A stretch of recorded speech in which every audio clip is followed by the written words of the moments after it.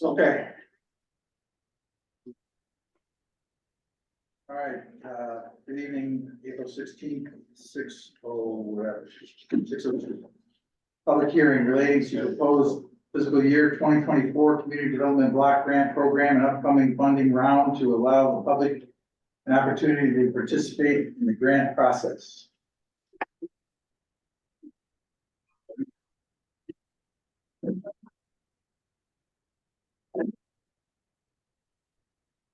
Is everybody here to talk for this public hearing? This is the first of the two public hearings as required under the Community Development Block Grant Program held prior to the submission of any community development block grant. Again, relating to proposal fiscal year 2024 Community Development Block Grant Program and upcoming funding round to allow the public the opportunity to participate in the grant process. Anybody else speak to that? And then we're going to obtain citizens' opinions and proposals, encourage participation, and to help respond to any other questions. We'll have another one after this. So again, relating to proposed fiscal year 2024 Community Development Block Grant Program and upcoming funding round to allow the public an opportunity to participate in grant process. Okay, so we have to open that until the next hearing too, right? So we'll leave that open till the next meeting. Now we'll do a call to order, please.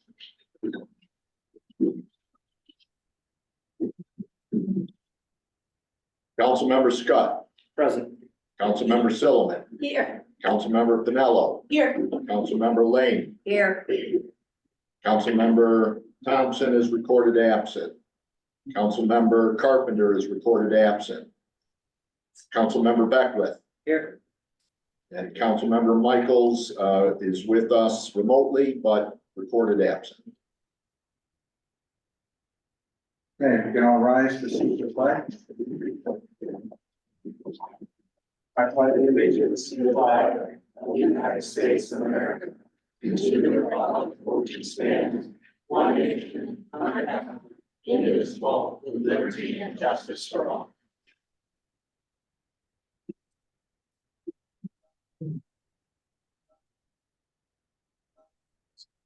We could all bow our heads for a moment of silence and reflection and prayer to go out to the families, friends of Deputy Husak and Officer Jensen, who took their ultimate call of duty and the line of duty up in Syracuse, and for our local law enforcement community. We appreciate that. Get a moment, please.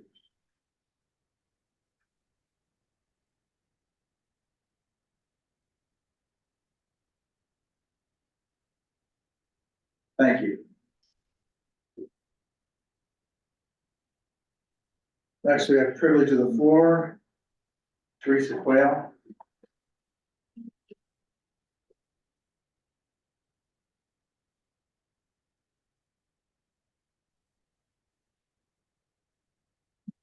Mayor Scott, is it possible just to have the other members of the Public Works and Public Safety Commission up here at the same time with me? Because they are also on the list. Sure, absolutely.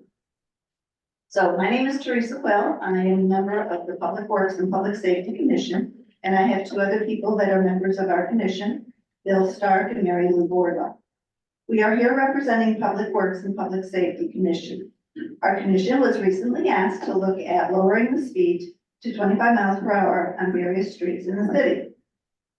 Our commission diligently researched this request and based our decision on accident reports.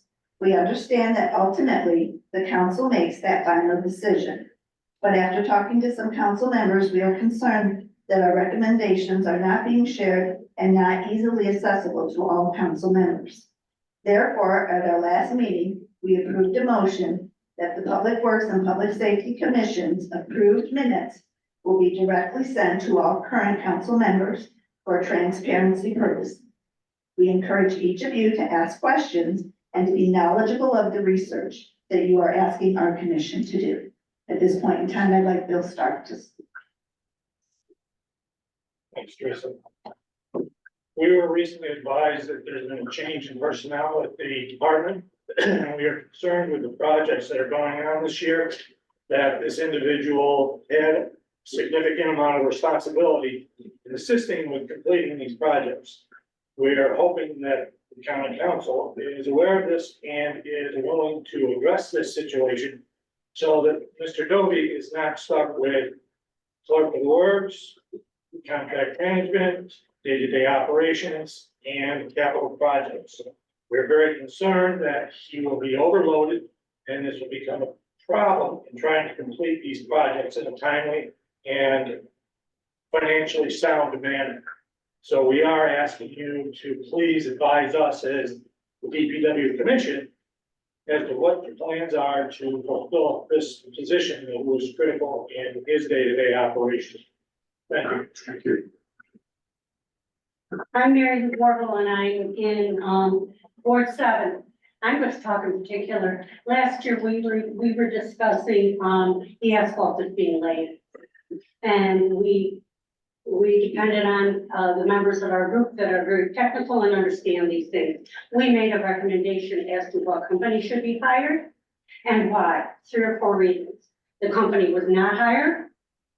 A different company was hired. If you watch as the roads were being paved last year, you saw many of our DPW people waiting 2-3 hours for delivery from 2 miles away of asphalt. Unacceptable. Company we wanted, guaranteed delivered within an hour, and the quality was better. Second thing I'm going to address are the bricks that are now on the streets. Clinton Ave is gonna be on Main Street in South Main and all the weeds that are growing. I said I do not want the DPW to have to take care of those. I have 2 hip replacements and I have a 10-inch, scar on my back where I had back surgery. If I fall over one of those bricks that did not have the proper base underneath it so that weeds didn't go through and so they didn't move, I'm gonna own the city. It'll be Mary Lou Warble town now. And I'll guarantee, I'm 70, I'm disabled, I'm gonna walk it, and that's a promise. When it was first presented to us, the bricks were like the crosswalks on, Clinton Ave and, River Street, Commerce Street. They're no longer there, they're the bricks that have been there before.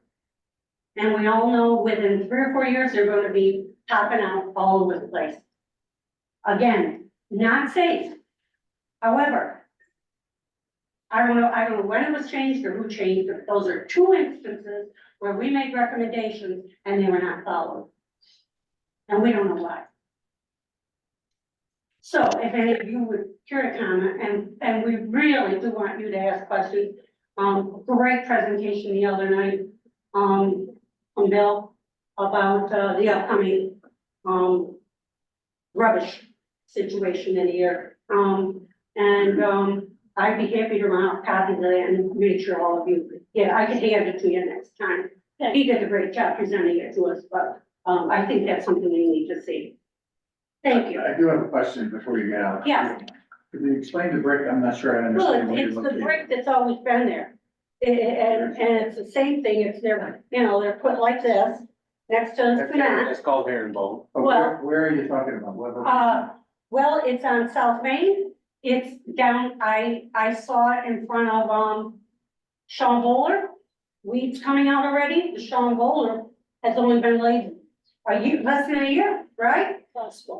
We, and again, when we had the contractor come into our meeting and, roll out this big sheet of paper, there was a diagram, and I specifically asked about those bricks because they're awful. And who's gonna replace, when they come up and they talk, they're gonna ask the DPW to do it again, when it should have been handled. Should have been handled. I asked Mike McKinney about it. He said if there had been proper, items, and he told me what they were, and I forgot, underneath, there would be no weeds coming up. But God forbid, you ask a mason. Those bricks are terrible. It should have been just like in the crosswalk, the red in the crosswalk straight. A year or 2 later, down where we live, it's still beautiful. It's still bright red. And it looks great, much safer for the, people that we hope will be coming back to walking at Main Street, South Main, and Sean Roller, Clinton Ave right there. Okay. Okay, thank you. Thank you. Good, thanks, Marilyn. Thank you. I will move it. Mike Dexter, I think Mike Dexter's next.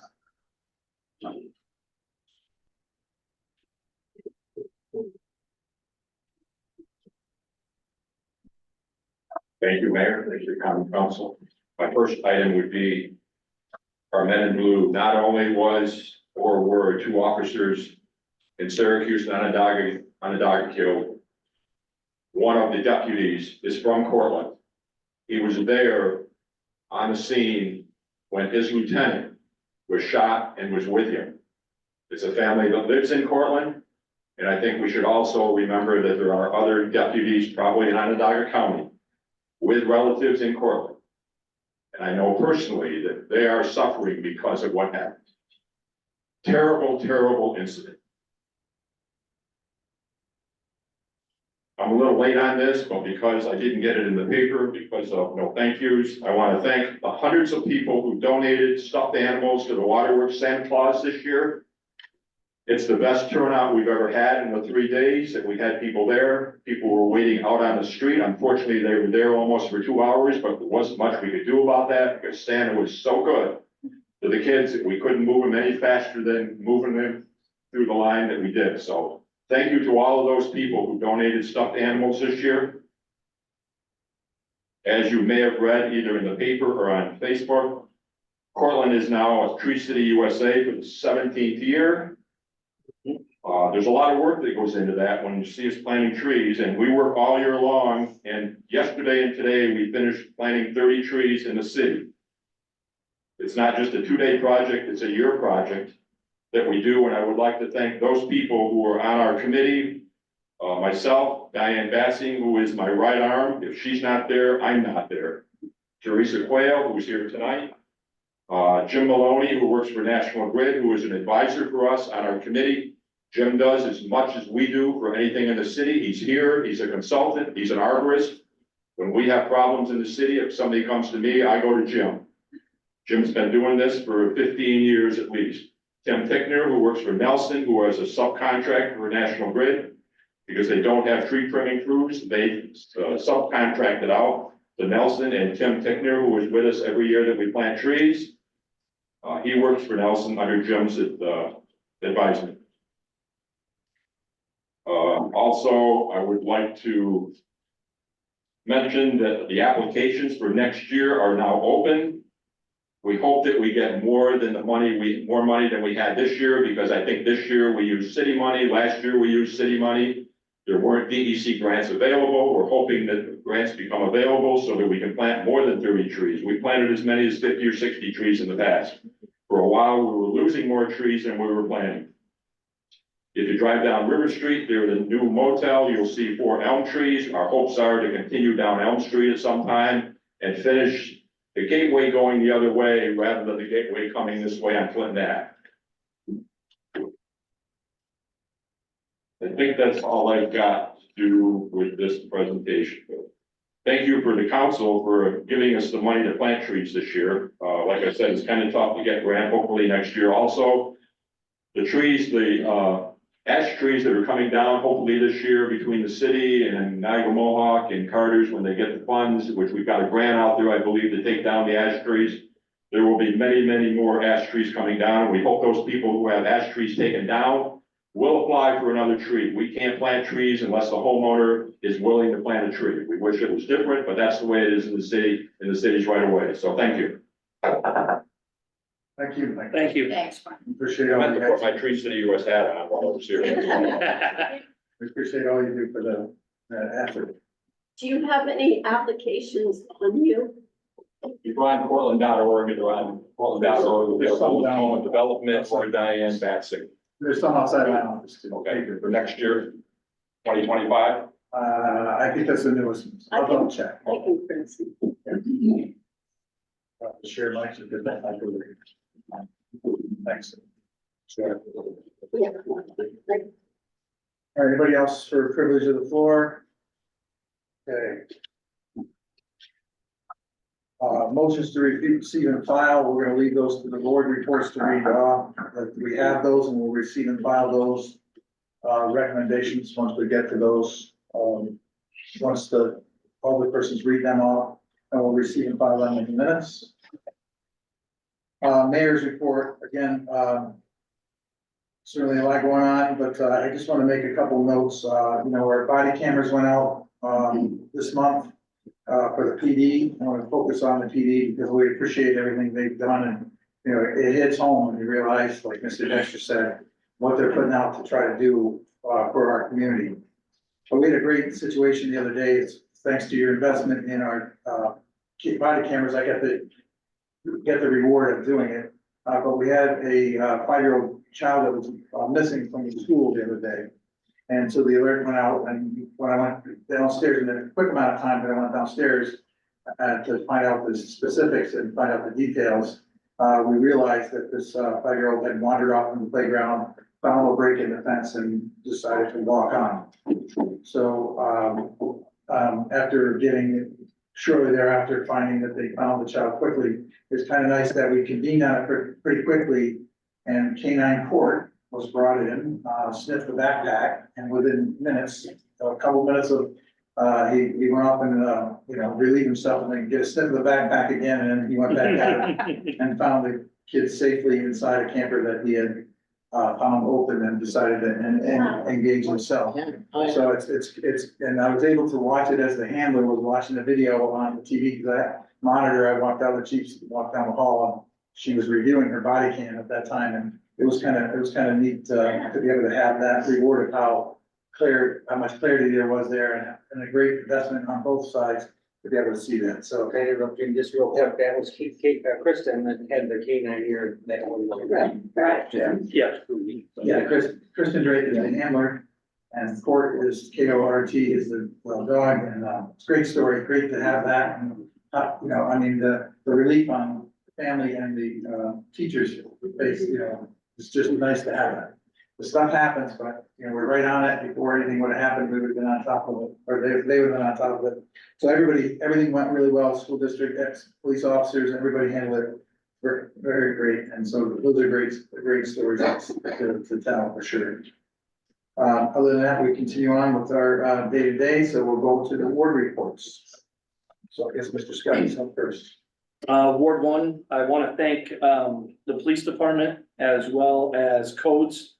Can't get into a whole lot of details, but a house that was a problem house for quite a long time in Ward 1 was closed down, and the police actually served several warrants inside the front door, which allowed them access to find problems with the building, which code then enforced, and declared the house inhabitable, which it was. And great response from the neighborhood, greeted with applause. When the mayor and I went to explain what had happened in the neighborhood, why there would be a spotlight on the house, for safety reasons, and so on. And we had actually 2 people come out on the porch and give us applause for what the police and code had done. So I'm going to relay that applause to them. It was a great job. They worked together really, really well. I can't speak highly enough of either of those 2 departments right now. They've just been doing such a great job.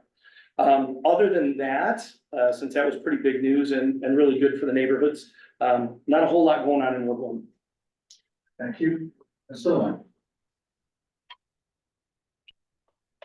Well, it's fast becoming the most beautiful time of year in Portland. And I think everybody's really relieved to see the trees moving. We're gonna see in my neighborhood, young couples out walking puppies. That happens in the spring. Today I saw an older gentleman who had dusted off his bicycle shorts and was biking up Westport Street. That was impressive. So people get their game on in the spring. It's really lovely. I had a call from codes that I greatly appreciated last night, filling me in on some details, things going on behind the houses that they were keeping track of for me and filling me in. I appreciate that, especially after hours. Thank you. My voice is rusty because I'm just recovering from a bad case of strep. I hope nobody else has had that experience recently. I've had a good conversation with Bruce Adams, catching up on his department. So that's it for Ward 2 in a nutshell. I wanted to read a letter. We were planning to discuss a resolution to call for a ceasefire in Gaza. We talked about it briefly. The mayor decided it would be best for people to write letters. They could be put in the record. So here's my letter. Please, bear with my voice. So regarding a resolution to call for a ceasefire in Gaza, I would like to think that we, as a council, could have a discussion that is deep, thoughtful, and respectful about the current situation in Gaza. Even though our discussion would have a discernible impact on the policy of our national government, it is worth talking about. People in our community are concerned. We've all seen the images and heard the reporting. Now, on the verge of Passover, Have the perfect amount of salt in this. I take the carrots, and yes. the fears of Israel going to war with Iran as well. Altogether, it feels just like crap. I believe we should talk about it and could set a standard for how others might talk about it. In my opinion, what Hamas did to Israelis on October 7th was horrific and inexcusable. I have no sympathy for Hamas. My sympathies lie with the hostages hidden underground, far from families and freedom. And my sympathies lie with Palestinian civilians who've been relentlessly bombed and killed, their cities and landscapes reduced to rubble. I don't think Israeli troops can ferret out every last Hamas fighter. Many Palestinians might be relieved if they did. I've read how Hamas tortures Palestinians who defy Hamas. However, my first priority is to serve the people of Portland. I would not care to add to the burden of people in our city who have more personal connections to the conflict. I can accept that I only have a slight grasp of the situation. As a result, I would not want anyone to be harassed or made to feel unwelcome in Portland.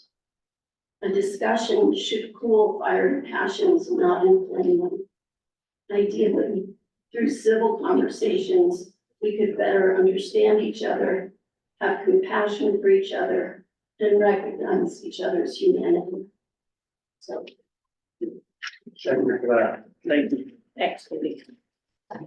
Recognized. Ms. Pennell. Okay, third ward. So I have to start out first by saying that as the parent of a law enforcement official myself, what happened in Syracuse is our greatest fear every day when our sons and daughters put their badges on. And my prayers go out to the families of Lieutenant Husick and Police Officer Jensen. It's just horrific, and more information has been coming out in the news today. And it's just, like I said, the greatest fear of a mom. So anyway, also, third ward's good, third ward's quiet. I would like to say one thing about codes, they're wonderful. But I'd like people to remember that they deal with issues on a case-by-case basis. And sometimes it might be difficult for the general public to understand why the decisions are made, but the decisions are made for good reasons, and it's on a case-by-case basis. But thank you. Thank you, Ms. Lane. Fourth ward is quiet. I did participate in the YMCA 5K, only I cheated and only did 2.5. And I did not see Taylor Swift. She was not there. I know. I couldn't believe it. The construction by the college at Broadway and Pasley is going to now take 8 weeks as opposed to 6 weeks. And, 8 weeks, who knows? I would appreciate getting reports from the boards and the commissions. I think that would be helpful to know what your input is in these important matters. And I also wrote a letter, mine is much shorter, like me. So at our last common council meeting held on April 2nd, 2024, a city resident, Ms. Chu, asked the council to consider putting forth a resolution regarding the war in Gaza. I understand why the city is reluctant to do so, since what we say here will have no effect on the situation. So on a personal note, I believe a ceasefire in Gaza is necessary to allow negotiations for the release of hostages, as well as working toward a permanent end to the conflict to take place. That's it. Appreciate both your opinions on that. You're doing it. Mr. Beckwith. A couple things, you know, at this time of year, everybody's mowing their lawns. And you know what I'm gonna say, blow up the street, you're gonna get a citation, it's right in our charter that the city can give you a citation, I don't remember the numbers off the top of my head. But, please just have courtesy, don't blow your buckets in the street. And second of all, just to notify the Portland Standard, I happened to make a meeting tonight, and, I missed the last couple, I apologize to everybody, but, first one, I was on vacation after 5 years, and last month, or last meeting, I was at the Homer Fire Department's annual election dinner and dinner. I've been a member of the Homer Fire Department, now I'm a life member for 20 plus years, so. Shouldn't have to explain why I'm here, but I thought I'd make it quite clear. Yeah. But my phone was always on and it always rings, so. I know what's going on. Thank you. Thank you. Just a reminder that, the college, there'll be 450 students running around this Sunday on Earth Day, or the day before Earth Day, doing the cleanup and doing specific projects all along. And this year, 45 members from McNeil and Company will be out on Earth Day itself on Monday, so it'll be highly visible on the roads and doing different projects around the city. So we appreciate all their efforts and what they're going to do for us. We're excited for that. Okay, so moving on, approval of minutes. Does anybody have any questions on the minutes? Can I get a motion to accept? Mr. Scott Solomon, all those in favor? Aye. Okay, resolution, agenda item number 1, authorized mortgage subordination agreement. Resolved that the city of Portland subordinates its mortgage instrument number 2020-00980, recorded on March 9, 2020, with the Portland County Clerk. Said subordination to facilitate a new first mortgage with Paragon Home Loans Incorporated in the amount of $17,595 for said owner, and further authorizes Mayor Scott Steve to sign the subordination agreement for the same. I'll move it. So now, Mr. Scott, any questions? Over this. Councilmember Scott, Aye. Councilmember Silliman, Aye. Councilmember Pinello, Aye. Councilmember Lane, Aye. Councilmember Beckwith. Agenda item number 2, request to New York State Senator Leah Webb and Assemblymember Anna Kellis for introduction of home rule legislation to amend tax law to authorize the collection of an occupancy tax in the city of Portland. There's several resolved statements that go into some technical language recommendations. I'll skip over those and read the main resolves. Resolved that the Common Council hereby requests the New York State Senator Leah Webb and Assembly Member Anna Kellis as elected representatives of the city of Portland introduce legislation to authorize the city to adopt a local law to renew the authority to implement the hotel and motel tax rate at a rate up to 3% of the per diem rental rate for each room. Motion. Ms. Lane? Mr. Scott? So this is one of many hoops that we're gonna have to jump through to get through this, so we don't expect to not hear this again a couple more times. Next, we're waiting for a resolution number, and then they said we need to do this We're sending this back and we'll volley back and forth. One thing you're just gonna have to be careful is I'm really afraid that we'll start getting some else price guy. Yeah. So rates already. Yeah, we already have. I know, I've said it in the last year or two, I knew it's gonna happen. I mean, people are coming here and they're paying more money for a hotel in Gorman, they're gonna get the, For sure. we're passing it on. And The need is there for more, so hopefully that'll get somebody encouraged we're gonna about make it. them pay it. Every time we do that. Okay, move it, please. Councilmember Scott. Aye. Councilmember Sullivan. Aye. Councilmember Pinello. Aye. Councilmember Lane. Aye. Councilmember Beckwith. Aye. Agenda item number 3, amend and restate the bond resolution of the city of Cortland, Portland County, New York, authorizing the issuance of $1,471,000 serial bonds to finance the cost of various projects. With permission, I will not read the entire resolve, which extends several pages. But that resolve, the Common Council of the City of Portland, New York, resolves as follows. Outlining the equipment under the bond and the cost of each piece of equipment.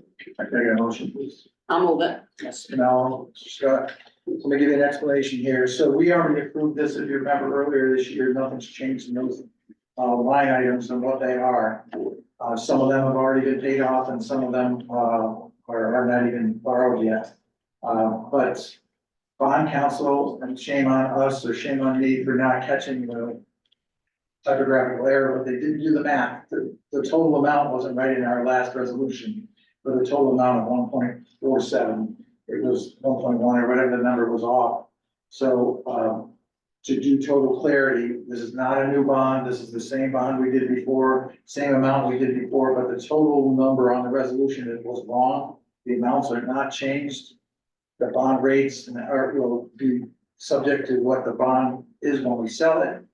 So we don't know what that is. And the, term is the same, the time period is the same, et cetera, et cetera. So, when we close out the bond, but that's the maximum bond we have. So this isn't even, we know it's gonna be less than this, but we don't even know that until we close out the bond, which we can't do because we're in our ban process and we're in construction.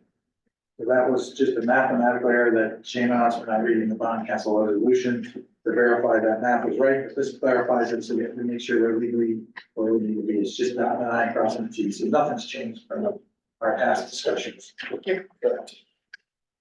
So clarity, we change the amount. The total amount was wrong, but all the numbers were right inside, even though we're using different equipment now, different lawnmowers, we're doing some things different. We kept all that the same, even though we saved some money there, but that all stayed the same, but the total amount wasn't right on the bond, so we just cleaned that up. That's a lot better to use it, because usually when we caught it, we need new equipment back then. Right, right. Well, good, we caught it before it got, we can't make it a bond without it. Anybody else? Can you move it, please? Councilmember Scott. Aye. Councilmember Sullivan. Aye. Councilmember Pinello. Aye. Councilmember Lane. Aye. Councilmember Beckwith. All right. I would like to, accept the motion to enter into executive session pursuant to subsection 105(1)(f) of open meetings law to discuss employment history of a particular person or persons. I'll move it. Pinello, Mr. Scott. So we'll enter into executive session and we don't anticipate any action after.